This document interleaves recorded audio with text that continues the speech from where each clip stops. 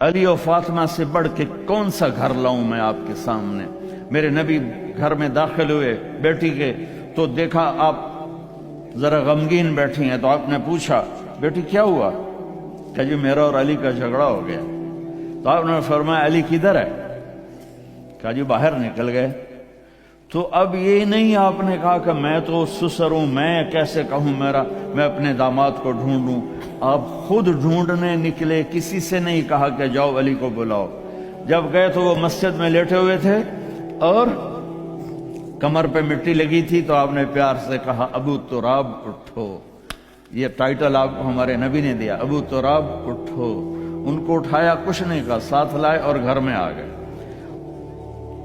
کچھ نہیں پوچھا کیا جھگڑا تھا، کیا لڑائی تھی۔ ہماری طرف دیہاتوں میں پنچایتیں ہوتی ہیں نا جھگڑے، تو وہ پوچھنے والے ہور لڑا کے کم ہور پکھا دیں دن۔ ہاں بھئی تو کی آکھیا، ہاں بھئی تو کی آکھیا، ہو سکا ہے تو میں آکھیا نہیں ہو سکا، تو آکھیا ہو سکا ہے تو میں آکھیا نہیں ہو سکا، تو آکھیا بھئی تھی لڑائی ہو کے صلح دی بجائے ہو لڑائی ہو جاندی۔ میں قربان جاؤں، میرے نبی تشریف لائے اور آپ نے ایک لفظ نہیں بولے، اور آ کر آپ ایسے نا لیٹ گئے، زمین پر لیٹ گئے، زمین پر۔ ادھر حضرت علی کو لٹایا، ادھر حضرت فاطمہ کو لٹایا۔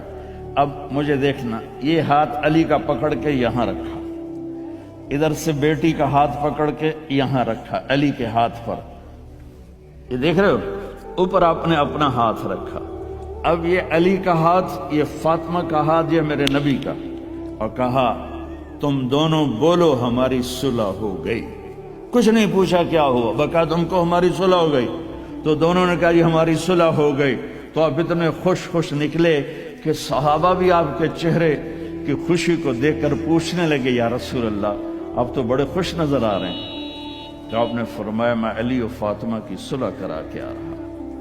تو اس سے اونچا گھر اور کہاں سے میں دکھاؤں آپ کو؟ یہ دنیا ہے، اللہ کے واسطے، اپنی اولاد کے لیے، اپنے لیے، اپنے گھروں کو خوبصورت بناؤ نبی والے اخلاق کے ساتھ، نبی والی محبت کے ساتھ۔